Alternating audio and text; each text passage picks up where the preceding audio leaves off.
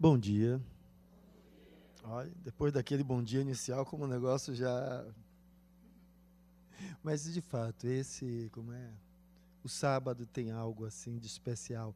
Ontem eu estava atendendo no consultório e tinha uma senhora que eu atendi, que como é, ela é adepta de um dos cultos protestantes, né?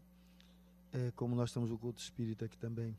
E aí eu disse a ela que eu estava assim, cansado, mas hoje... Aí a menina tinha me chamado para substituir, né? Estar aqui. Aí eu disse, mas como é que a gente rejeita o evangelho? Não dá para rejeitar e dizer que não vem. Não tem cansaço, né? Que possa tomar esse lugar. Porque é uma coisa muito gostosa. Essa ambiência do evangelho. Aí hoje eu já tinha falado sobre isso no ano passado, e aí eu estava querendo trazer uma imagem, eu estava buscando lá alguma coisa, para ser esse primeiro slide que está aí. É porque assim, eu fico meio encantado com a história do Evangelho. Porque veja só, Jesus para mim é um líder maravilhoso. Maravilhoso. Eu digo para mim, não que não seja para os outros, não, mas eu acho que se vamos falar sobre alguma coisa que nos suscite a ideia de elevação, a primeira coisa que temos que fazer é aprender a construir os nossos vínculos, os nossos valores. Você reconhecer qual é a sua forma de enxergar, a sua forma de ver, a sua forma de sentir, a sua forma de interagir, a sua forma de lidar, para você estar galgando algo que inicia-se com você. E não você está construindo uma trilha, certo? Para seguir A, B ou C. Então há essa necessidade. E aí em mim era uma coisa fantástica, porque ele não queria fazer seguidores. Não. Ele convidava as pessoas a estar com ele. Justamente a estar com ele. Em uma das passagens, os discípulos que estavam com ele ali aprendendo, né, as ações de cura, porque era uma das formas de chamar a atenção àquela população naquele estado tão rude em que viviam. E aí os discípulos tentam lá livrar um homem que estava sob a influência de múltiplos espíritos e eles não conseguem. E aí chamam lá, mestre, vem cá. E aí ele vai lá, né? E aí resolve o problema. Estão curiosos pela passagem? Dê uma olhadinha, é sempre bom ler o Evangelho de novo.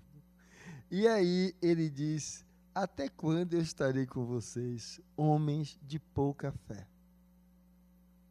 O que é pouca fé? É justamente isso. É aquele que quer se colocar como seguidor do outro.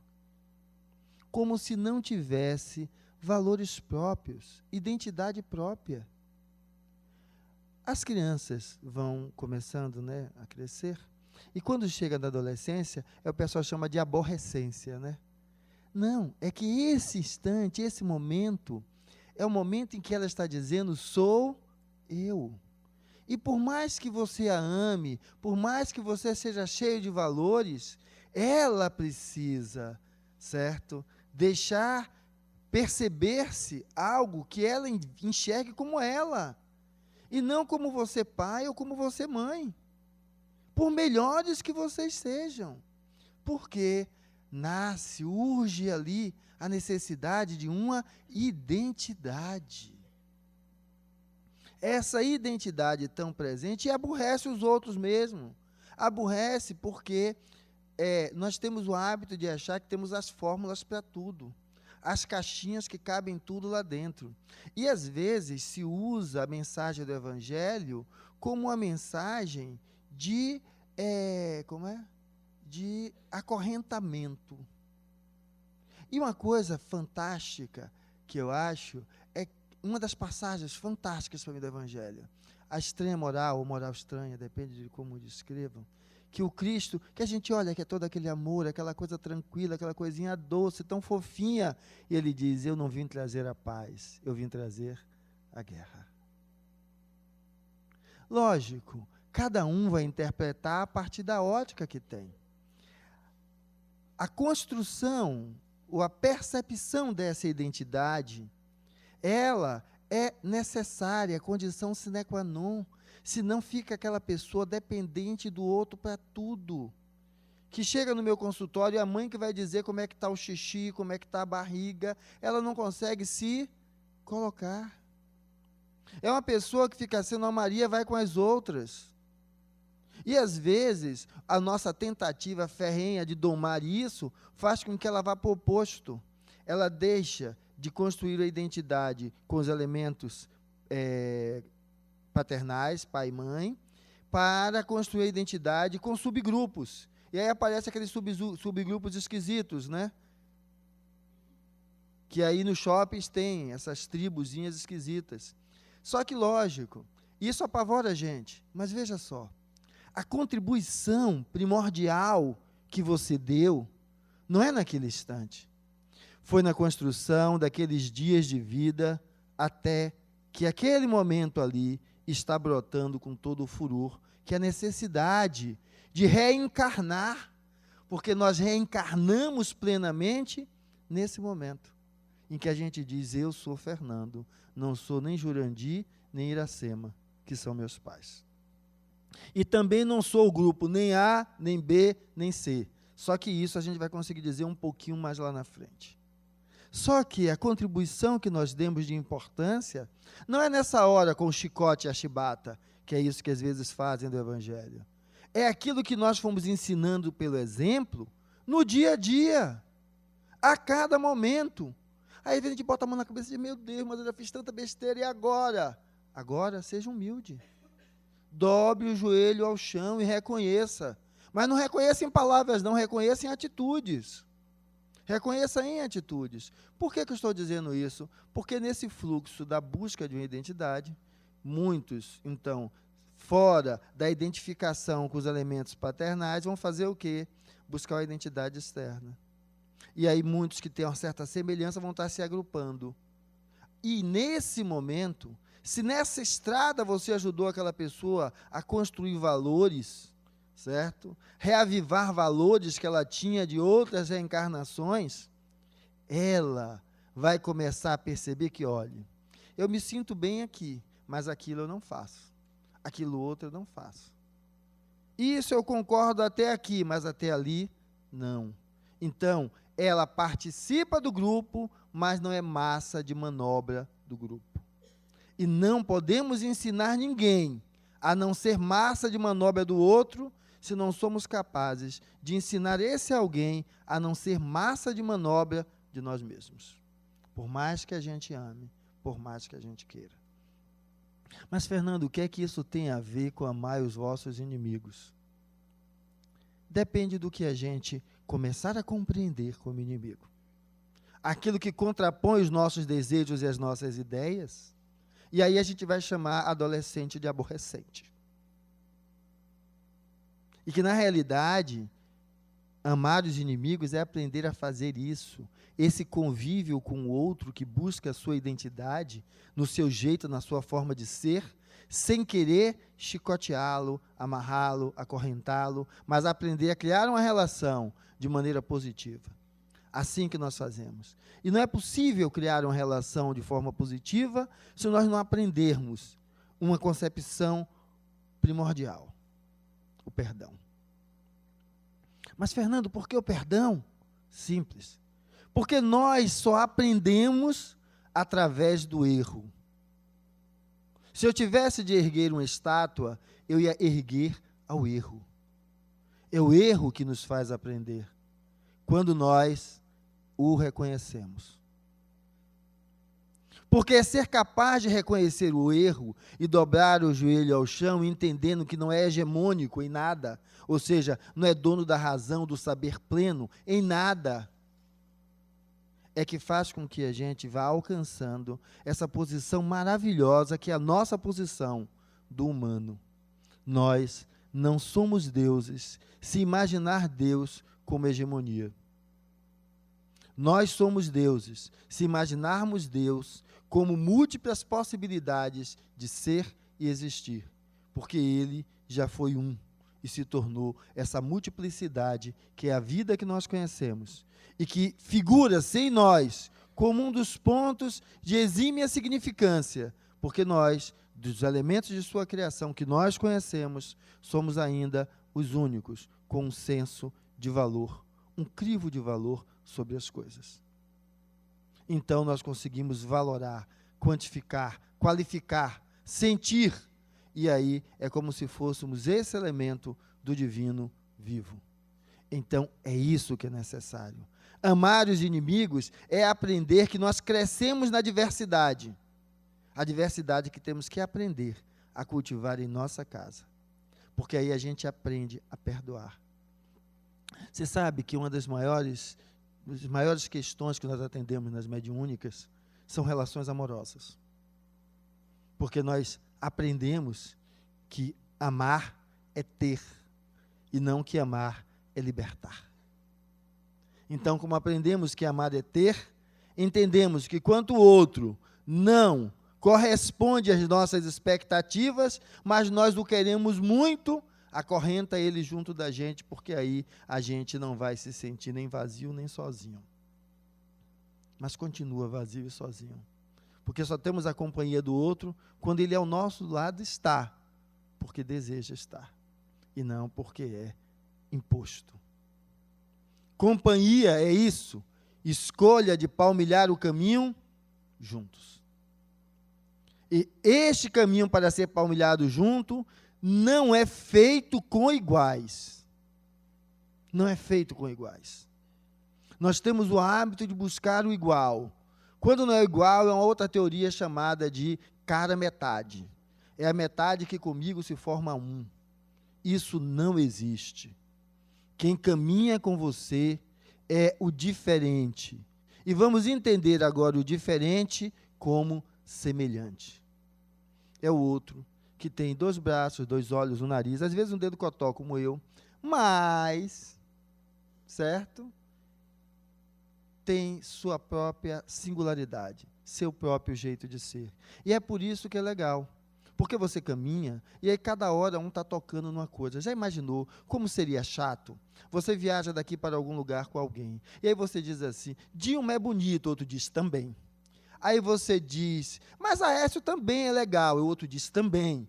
Tudo que você vai falando, ele vai concordando e dizendo a mesma coisa. Você está conversando com alguém ou você está conversando sozinho?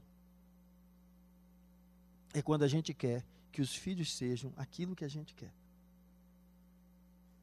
Que digam, sim senhor, a tudo que a gente fala. E aí a gente diz, não, mas eu sou mais experiente. Se eu sou mais experiente, eu tenho que conseguir enxergar além do véu. Impor o véu é sinal de ignorância, e não de conhecimento, inteligência, muito menos sapiência. Porque quem enxerga além do véu, sabe que a questão não está na atitude, mas exatamente nos valores que movem aquela atitude. Porque eu posso cortar para salvar vidas, e eu posso cortar para retirar vidas. Então, essa necessidade do perdão é a necessidade de percebermos que precisamos caminhar, e caminhar com o semelhante, que não é igual, que é diferente, e que precisa ser ele mesmo, para que nós também possamos ser nós mesmos. Amar os inimigos é começar a compreender essa relação, e compreendendo essa relação, entender que não estamos num corredor de angústia e dor, que não estamos acorrentados, mas por vezes estamos. Agora, que correntes são essas? Que correntes são essas? Nós, por muitas vezes, vamos estar colocando essas correntes no outro. Por vezes, às vezes, nós vamos colocar essas correntes em nossos pais. Aí eu achei interessante uma amiga minha descrevendo que o filho adolescente, conversando com ela, pedia permissão a ela para usar maconha. Não, mãe, porque eu já usei uma bandinha lá daqueles do êxtase e não teve nada, eu fiquei numa boa, eu me controlo. E aí, veja só. Hoje, encontramos nas salas de psicoterapia, mas fora, indivíduos aos 50 anos, ainda chorando isso ou aquilo, dizendo que são assim ou assado por causa do pai ou da mãe. Veja só, E veja como a coisa é ambígua. Em um momento eu preciso de identidade, quero romper com os elementos, certo? Das figuras paternais. Pai e mãe, eu quero romper com isso. No outro momento, quando der errado, eu jogo as pedras em cima de quem? Dos mesmos elementos. Dos mesmos elementos. Então, qual é a necessidade? Em duas fases. Uma fase é nós sabermos olhar para os nossos filhos enxergando além do véu. O véu que eu estou chamando é a condição pura e seca dos fatos. Para a gente exemplificar aquele filho amado por você, que você projetou coisas fantásticas, e ele diz que quer ser professor. E professor de primário e de escola pública. Estamos num ambiente, olha em que ambiente nós estamos. Mas é esse o choque lá que dá. E aí, às vezes, quando você pergunta, ele está com todo aquele ideário, certo? Socialista. Não o socialismo dito do passado, mas socialista no sentido de perceber uma forma de dar a sua coparticipação na sociedade da qual aquele vem e a qual ele tanto critica, porque ao começar a despertar um olhar próprio, começa a ver o erro que campeia aí em tudo que é canto. E aí, qual é o sentimento que nós temos cá dentro? Justamente esse.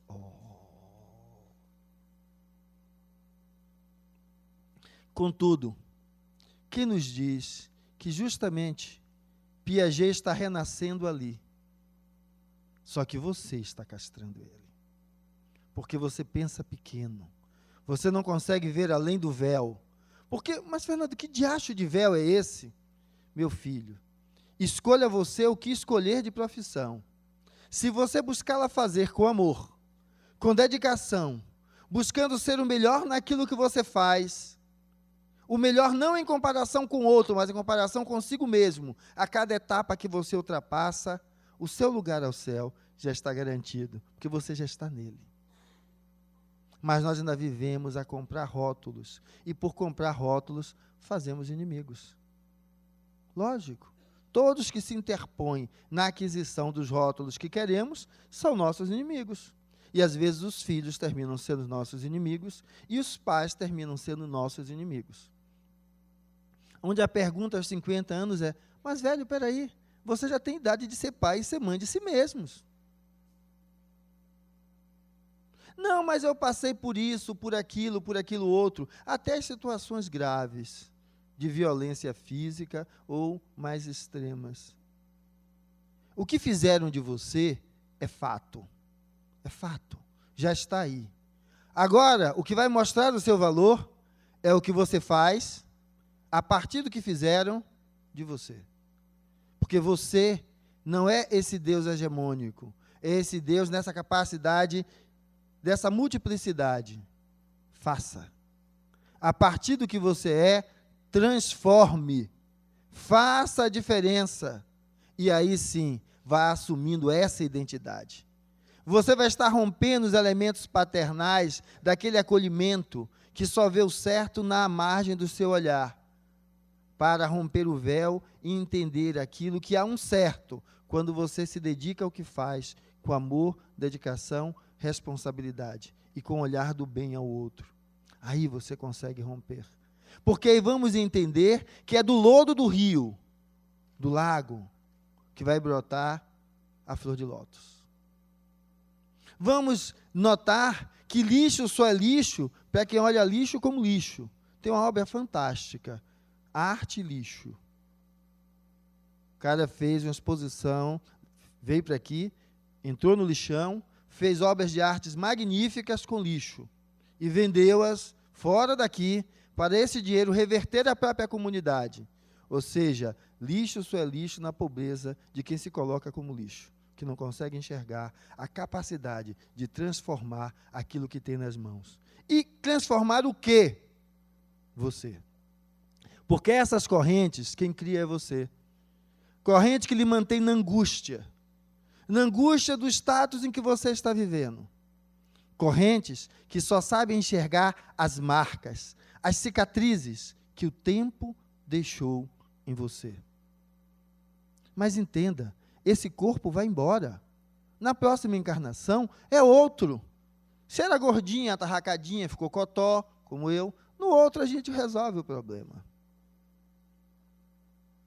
Então, entenda que a encarnação é um evento passageiro. Se veja além desse corpo. Mas você vai dizer, Fernanda, as maiores cicatrizes não estão no corpo, estão aqui dentro. É a dor que ainda fervilha em minha alma. Justamente, aquelas correntes, é essa dor psíquica, que você não consegue entender direito e ela continua ainda lhe atormentando. Quem é que pode libertar você? Se você nascer de novo da barriga do seu pai e sua mãe, como Jesus disse a Nicodemos, talvez você vai encarnar 10 vezes, 100 vezes, para entender que não depende do outro, só depende de você. E a gente reencarna assim? Termina a encarnação, feito bichinho, que acorda, come, dorme, acorda, come, dorme, acorda, come, dorme, passa, não consegue superar, volta na outra. Com quem? Com a própria criatura, ou outra similar. E de novo, até aprender e ultrapassar, e ir adiante. Então, essa é a proposta. Mas, Fernando, como fazer isso? Foi algo que me marcou ferrenhamente, algo que Chico fazia. Participe de um grupo de trabalho já existente, se não tiver, monte, para trabalhar justamente com a temática da sua dor, ajudando o outro a não ser vítima dela ou a levantar-se, mesmo tendo sido vítima dela. E vá adiante. Cissa Guimarães, não foi que o filho morreu? E aí ela começou a participar de trabalhos em prol disso, de conseguir mobilizar pessoas também, quanto a evitar que aqueles acidentes acontecessem e lidar com as suas perdas. Assim que a gente aprende. Esse convite nos leva a perceber que essas correntes são passíveis de ser resolvidas. Mas, Fernando, eu estou falando ainda dos inimigos. Mas aonde é que você enxerga seu inimigo? Aonde? Porque quando você começa a olhar de uma outra forma, você vai desintegrando tudo isso. E agora, eu talvez consiga ser mais claro. Isso é a foto de uma reunião mediúnica. A gente vê ao redor encarnados e desencarnados. E você vê tracinhos de um para o outro. Ou seja, uma pessoa influencia a outra. Então, o foco é que um indivíduo, certo, influencia ali o outro. E por que eu estou mostrando isso? É porque, justamente, quando você está frente a um agressor, coloque ele aí no âmbito que você quiser, que você se sente pequeno, você quer fazer o que sobre ele, teria esse poder de dizer agora quem manda sou eu.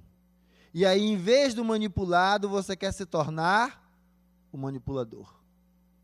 Literalmente o manipulador. Quem manda agora sou eu. E sabe onde é que a gente às vezes faz isso? Nossos filhos. Somos frutos das limitações de nossos pais. Em vez de ultrapassá-las, nós a repetimos, nos tornando os manipuladores dos nossos filhos. E aí então, aquele que era o pequeno agora é o grande. E assim se impõe. E a gente ensina-os, enquanto pequeninos, que é assim que se vai adiante, pisando em cima dos outros, construindo uma escada de inimigos. E a gente só precisa perceber que a vida é uma espiral. Você vai encontrar de novo. E aquilo que você plantou, você vai colher. Então, a proposta é que a gente comece a olhar se verdadeiramente o conhecimento é isso que ele advoga. Esse embate contínuo com o inimigo para ver quem vai superar quem agora ou depois. Eu trouxe a imagem do nosso amigo Einstein, porque ele traz essa ideia. Um cara além do tempo, porque aprendi a olhar a vida com os olhos de uma criança, e não com concepções pré-concebidas. E, a partir daí, o que é que ele nos traz? Olha, a felicidade não se resume na ausência de problemas, mas sim na sua capacidade de lidar com eles. Que às vezes a gente acha que o que é felicidade? Acabar. Por exemplo, às vezes mesmo já disse, eu queria ser feliz. Sabe o que eu queria? Eu queria uma bomba de nêutrons, porque eu ainda sou materialista. Para jogar onde? Adivinhe. Congresso Nacional. Eu acho a arquitetura muito bonita, não queria jogar fora. Pelo amor de Deus, só mata ali as pessoas, certo? Exterminaria tudo aquilo. Mas a gente precisa entender que não é assim que a gente encontra a felicidade. Porque eles são representantes de quem? De nós. Política é uma condição natural e sine qua non do humano. Se a gente for colocar as características do humano, coloque a política como uma delas. Porque viver em comuna é o exercício disso. É esse exercício. Os eleitos são representantes que nós elegemos de nós mesmos. Não existe política fora do cidadão. A política pertence ao cidadão. Agora o cidadão diz que está insatisfeito com a coisa da boca para fora, porque da boca para dentro está satisfeito de um outro jeito. É aquela mulher que apanha do marido, que todo mundo fica com pena, mas na realidade ela está se nutrindo dessa posição de vítima, de estar sendo vista como, pelo outro com pena do pobre coitado. Então, aquilo que está lá é que mudou. Porque, veja, vamos voltar alguns anos antes, tem um seriado passando agora na televisão, que é com a filha de Tiradentes, né? Liberdade. A mucama lá estava chantageando a mãe e a filha. O pai estava presente, que ele não permitiria aquilo. Quando o pai viaja, ela manda o capataz pegar e cortar a língua da criada. E não foi assim, botou xilocaína, tirou, não. O cara entra com a faca e puf, acabou, já resolveu ali mesmo. Então, imaginem, para quem diz que a vida está cada dia pior, volte àquele tempo. Que uma delas lá gosta de vez em quando, dar uma namorada com um dos escravos. Aí, pega o escravo com uma outra negra que ele gostava, se encostando junto lá na sala, e aí veja a cena. Ela bota o escravo no tronco e a negra com uma focinheira. Olhe para aquilo e diga se hoje nós estamos pior. Olhe para aquilo e não se veja no lugar da branquinha, não. Se veja no lugar daquela escrava que estava ali. Que lembre que a gente vai e volta. E vai e volta para aprender. Lembre daquilo ali. O que hoje existe aqui foi construído por quem? Não baixou nenhum Deus. Foi construído por homens. Os mesmos homens que faziam aquilo. Esses outros nossos, vistos hoje como inimigos, seja a galera que está, a galera que saiu, que ninguém sai, né? Fica sempre naquela comidilha, mas que está representando ou não. Hoje está melhor, porque foi feito por homens, que não eram perfeitos, não. Agora, nós temos um papel importante, não é querer jogar uma bomba de nêutron lá e acabar com todos eles, mas eu juro que dá vontade. Mas não é isso, é buscar fazer o quê? A nossa parte. Ser um cidadão com compromisso político consigo, nas suas atitudes. A eleger pessoas que verdadeiramente tenham um compromisso com a comunidade que representam e não apenas consigo mesmo, ou com quem lhes colocou naquele lugar. Mas, Fernando, quem coloca é a gente. Não é muita gente, não. É a gente, não é a gente. Uma cúpula paga para ele fazer aqueles panfletos, botar na televisão, certo? Dá um par de chinelo para depois dar o outro.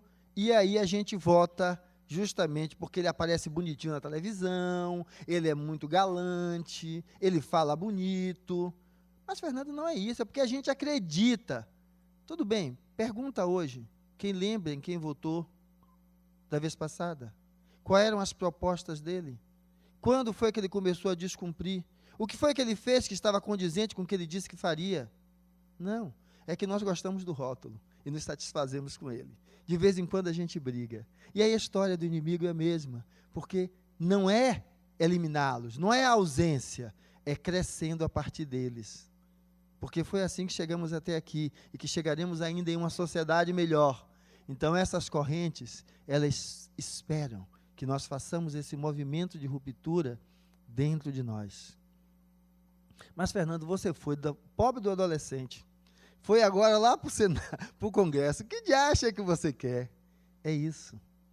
Porque aquele que está lá foi um dia alguém que estava na casa de alguém, sendo adolescente também. Então, se a gente souber educar melhor aos nossos filhos e a nós mesmos, temos a perspectiva de ter mais celeremente um congresso melhor. E aí a gente possa entender que isso não é um corredor da morte. Pelo contrário, é um corredor que nos leva a cada vez mais, tomando consciência de que nós somos, nos ver enquanto espíritos. Seres imortais que vão aprendendo a cada passo. Então, por isso que eu disse, não chore, porque você teve o pai ou a mãe assim. O contrário, ore por eles, que lhe deu a dádiva de ter esse corpo, para com ele poder aprender. E tenha para com ele o amor que você queria que ele tivesse para com você. Porque amor só se constrói quando a gente deixa nascer dentro da gente. E tão mais forte ele é, quanto ele é capaz de romper aquilo, justamente que o ódio é capaz de alimentar. Então, vamos perceber que esse é o convite que o Evangelho, segundo o Espiritismo, nos traz. Mas, Fernando, o Evangelho é Evangelho. Eu vou concordar também, porque lá está claro todos esses aspectos. Mas por que segundo o Espiritismo? Porque ele está dizendo a você que você é um espírito imortal e você vai colher aquilo que você planta. E você colhe hoje tudo aquilo que você plantou. E por mais que você ainda não perceba o seu papel em tudo isso, você está, cada encarnação, plantando algo um pouquinho melhor. Então, acredite que é possível para que seja você a alimentar o seu sonho e não depender que um outro alguém alimente e faça prosperar o sonho que existe em você. Esse sonho, ele precisa de liberdade, mas ele não encontra enquanto você conviver assim, na indiferença. Porque amar os inimigos é superar essa indiferença. Uma das indiferenças é a indiferença do que acontece com o outro. Você acha que só o outro é capaz de matar, só o outro é capaz de estrangular, só o outro é capaz de fazer isso, de fazer aquilo, e você não vê que você também é capaz. E aqui ou ali, às vezes você está fazendo algo de dimensões similares, parecidas, ou não está fazendo uma coisa e está fazendo na outra. Então, Fernando, você quer dizer que é para a gente, então, perdoar tudo, deixar tudo por isso mesmo? Primeiro não, porque assim, a questão é que perdoar tudo não é deixar tudo por isso mesmo. Perdoar, não se perdoa aquilo que a gente não compreende. Por isso que é um processo. É porque quando eu compreendo, aquilo passa a ser um elemento para a minha vida. Eu não vou incidir naquilo. Aqueles erros não serão meus. Agora, quando eu passo da arrogância, dessa hegemonia de ser dono de uma verdade, eu critico no outro. E quando alguém vem e bate no ombro, eu estou fazendo algo similar, de uma outra forma. Então, a ideia é que vamos tirar essas máscaras, né? E vamos entender que esse convite não pode ser um convite feito para o outro. O outro tem que encontrar o momento dele. Nós que queremos e precisamos tirar essas vendas dos nossos olhos para ver o que é que a gente pode encontrar. Se então, com os olhos agora, usando as lentes do amor, a angústia, as cicatrizes, aquele peso que fica lá dentro da mente, latejando e cobrando da gente, a gente pode dar um outro significado nas relações que a gente estabelece com o outro, dentro de casa, em qualquer outro lugar, entendendo que isso é o foco do amai-vos uns aos outros. Se continuarmos dessa forma, chegamos aonde? Vamos melhorando. Como eu disse, o congresso que aí está melhor do que o que era lá atrás, né? Mas a passos mais lentos. Nós podemos ser o catalisador de uma mudança mais veloz em tudo isso. De uma mudança mais veloz em nossas vidas, para que a gente aprenda a encontrar essa luz que está dentro de nós.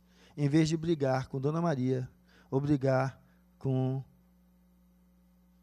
o marido que está em casa, ou com os filhos, vamos buscar entender cada um na sua diferença e ver o que é que a gente pode reunir para então entrar nesse ambiente de luz, porque veja só,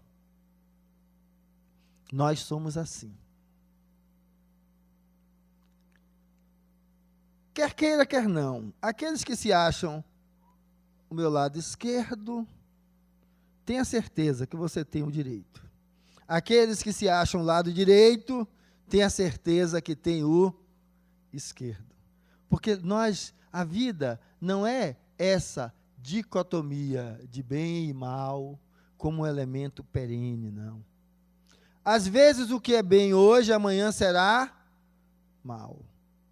O que é mal hoje, amanhã será bem. Por quê? Porque tudo depende de uma contextualização. Então, o que é contextualização? É o sentido que você dá. Então, dê um sentido melhor à sua vida. Que aí, em vez de construir inimigos, você vai construir parceiros, como Cristo dizia. Veja a sabedoria daquele homem. Vocês podem fazer mais do que o que eu fiz. Basta que tenham fé. Ou seja, ele não se colocou como limite. O meu horizonte é Jesus. O próprio Jesus dizia que ainda havia mais além dele. Para mim, Jesus é o meu horizonte, mas não como ponto final. É o meu horizonte como algo que eu busco para andar lado a lado com ele. Ah, mas eu quero que Jesus me coloque nos braços. Eu não quero, não. Porque eu não entendo como essa a proposta dele. A proposta dele com o cego, com o doente que estava na cama, aleijado, não foi ele carregar a cama do aleijado. Ele disse, levanta, pega a tua cama e vai. Quando ele estava lá com Madalena, ele disse, mulher, vai e não peques mais. De quem era a responsabilidade? Dela. Dela, porque se você quer parceiros, você tem que dar ao outro a responsabilidade dele, não querer trazer tudo para você. Se você não souber delegar, repartir, para compartilhar resultados, você não vai para lugar nenhum. Vai ficar, então, aqueles que não fazem como você quer, você vai ficar odiando, serão os seus inimigos. Então, a ideia não é essa, porque simplesmente, elas mudam de lugar. Eu disse que eu faria o contrário, eu botaria ali a branquinha como diabinha e a moreninha como anjinha, né? Então, eu tenho minhas formas de também fazer uma diferença. Mas isso muda. Então, se você foi o pior dos piores, não há o pior do pior, porque há algo melhor em você. Deixa apenas que esse algo melhor também venha florescer. E aí, então, vamos entender que essa luz, ela está presente. Vamos entender que essa luz pode nos trazer paz, pode nos trazer harmonia. E aí, então, a gente consegue compreender o que o nosso amigo careca ali nos disse. Se um único homem chegar na plenitude do amor, neutraliza o ódio de milhões. Mas, mais uma vez, ele não disse, ele se fez exemplo. Na sua terra, e um exemplo que reverberou em outra terra.